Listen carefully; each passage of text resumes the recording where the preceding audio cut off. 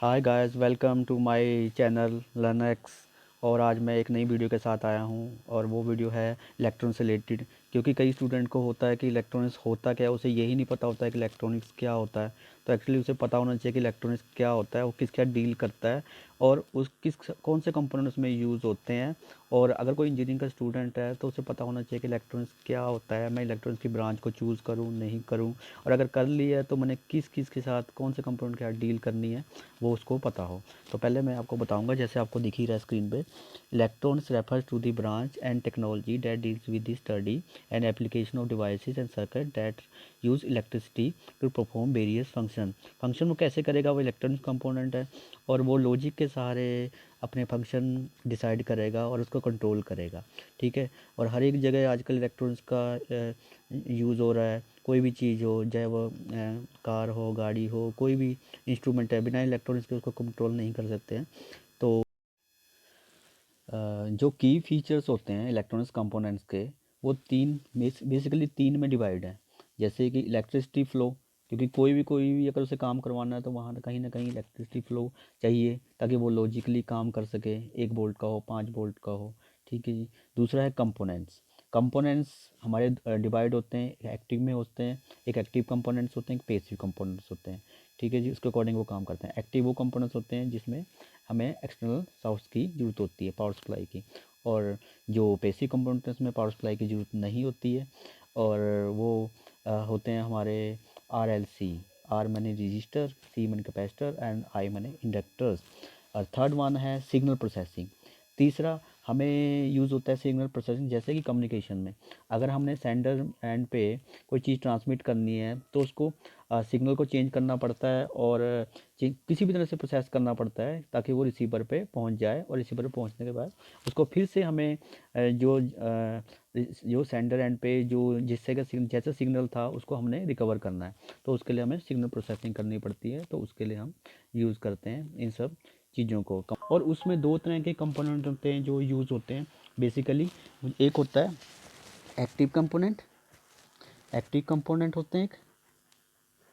एक होते हैं पैसिव कंपोनेंट्स, पैसिव कंपोनेंट्स होते हैं। ठीक है। एक्टिव कंपोनेंट कौन से कंपोनेंट्स होते हैं, जिनको चलाने के लिए हमें इलेक्ट्रिसिटी की ज़रूरत होती है या पावर सप्लाई की ज़रूरत होती है। जैसे कि हमारे होते हैं जैसे कि हमारे होते हैं ट्रांजिस्टर्स। ट्रांजिस्टर्स होते हैं, डायोड होते हैं, आईसीज होती हैं। ठीक है। ये होती हैं हमारे एक्टिव को चलाने के लिए हमें सप्लाई की ज़रूरत होती है। और पैसिव कंपोनेंट कौन से होते हैं, जिनको सप्लाई की ज़रूरत नहीं होती लेकिन एक्सटर्नल, लेकिन ये क्या करते हैं, जैसे हमारे रजिस्टर्स हैं जो करंट को अपोज करती हैं। ठीक है, अपोज करती हैं। ठीक है। और हमारे कैपेसिटर्स हैं, कैपेसिटर्स होते हैं। ठीक है जी। ये स्टोर करते हैं एनर्जी को। ठीक है जी। और तीसरा वाला है इंडक्टर्स हैं, ये भी स्टोर करता है। इंडक्टर है, ये भी स्टोर करता है। और ये यूज़ होता है फिल्टर में या ट्रांसफार्मर में, जो इंडक्टर यूज़ होता है। हमारे जो इलेक्ट्रॉनिक्स में जो यूज़ होते हैं मटेरियल, एक होता है सिलिकॉन, एक होता है जर्मेनियम। मोस्टली हमारा जो होता है सिलिकॉन यूज़ होता है। क्यों यूज़ होता है? क्योंकि क्योंकि इसमें जो बैंड गैप होता है वो लार्जर होता है। ठीक है जी, लार्जर होता है। जो थर्मल स्टेबिलिटी होती है थर्मल स्टेबिलिटी होती है वो बढ़िया होती है। ठीक है जी, अच्छी होती है। थर्मल स्टेबिलिटी मीन्स जो रिलेटेड होता है टेम्परेचर के टेम्परेचर के लिए। दूसरा होता है power handling. Power handling power handling कर लेता है ये हायर वोल्टेज को भी। ठीक है। और जो दूसरा होता है इसमें जर्मेनियम। जर्मेनियम क्या होता है? ठीक है ना, ये लोअर वोल्टेज पर सही या मोर एफिशिएंट होता है। ठीक है जी, मोर एफिशिएंट हम इसको बोल सकते हैं। ठीक है। और ये इसलिए यूज़ होता है, ये यूज़ होता है हाई स्पीड एप्लीकेशन पे, ठीक है जी। और इसकी जो पावर हैंडलिंग होती है वो लेस एफिशिएंट होती है देन सिलिकॉन। मोस्टली हम सिलिकॉन को यूज़ करते हैं। और कॉस्ट एंड अवेलेबिलिटी पे हम बात हैं कि इम्पोर्टेंट फैक्टर है, जो इस पर इम्पोर्टेंट फैक्टर है कॉस्ट एंड अवेलेबिलिटी, ठीक है जी। अवेलेबिलिटी पे जो सिलिकॉन होता है वो बहुत ज़्यादा मात्रा में पाया जाता है, अबंडेंट होता है नेचर में, तो वो इजीली मिल जाता है।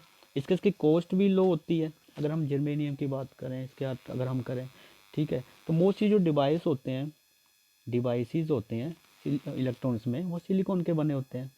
लेकिन जो अगर हम दूसरी बात करें जर्मेनियम की, तो वो रेयर होता है, ठीक है जी, रेयरर है, वो बहुत कम मिलता है, इसलिए कॉस्टली है। तो इस करके वो कम यूज़ होता है, जहाँ पे उसकी ज़रूरत होती है वहीं पे उसको यूज़ किया जाता है, ठीक है जी। और जो है वो कहाँ कहाँ यूज़ करता है, माइक्रो प्रोसेसर में यूज़ करता है, मेमोरी चिप्स में यूज़ करता है, डिजिटल सर्किट्स में यूज़ करता है, थर्मल स्टेबिलिटी में यूज़ का होता है, वो उसकी अच्छी बेटर है, ठीक है जी। हाई क्यों यूज़ होता है, क्योंकि थर्मल स्टेबिलिटी है, टेम्परेचर में अच्छा मेंटेन करता है।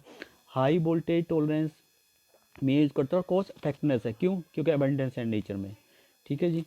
ये सब यूज़ होता है। फिर अगला है इसका, अगर हम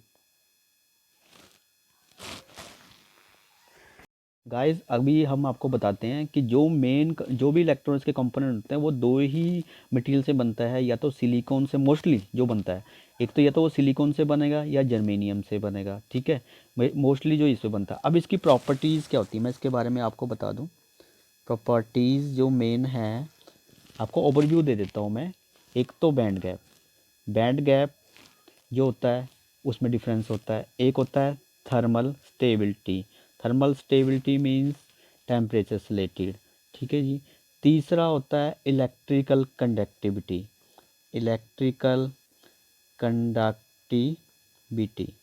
ठीक है जी, इलेक्ट्रिकल कंडक्टिविटी होती है। चौथी होती है कॉस्ट भी काफ़ी इफेक्ट करता है। फिर पावर एफिशिएंसी, ठीक है जी। फिर होता है डिवाइस साइज भी मैटर करता है इसका, कि जो जर्मेनियम होता है वो लार्जर साइज़ का होता है और जो सिलिकॉन होता है वो स्मॉलर साइज़ होता है। फिर स्पीड जो होता है, स्पीड ऑफ ऑपरेशन जो होता है वो बहुत ही इम्पोर्टेंट एक फैक्टर होता है जो पाया जाता है। जर्मेनियम फास्ट होता है जबकि सिलिकॉन स्लो होता है, ठीक है जी। और इसकी एप्लीकेशंस लास्ट में होती हैं एप्लीकेशंस, ठीक है। तो ये जो पॉइंट है 2 3 4 5 6 7 8, ठीक है, ये जो पॉइंट हैं ये बड़े इंपॉर्टेंट पॉइंट हैं। अगर हमने चूज़ करना है कि हम सिलिकॉन यूज़ करें, मोस्टली तो सिलिकॉन और जर्मेनियम मतलब यही यूज़ होते हैं, ठीक है जी।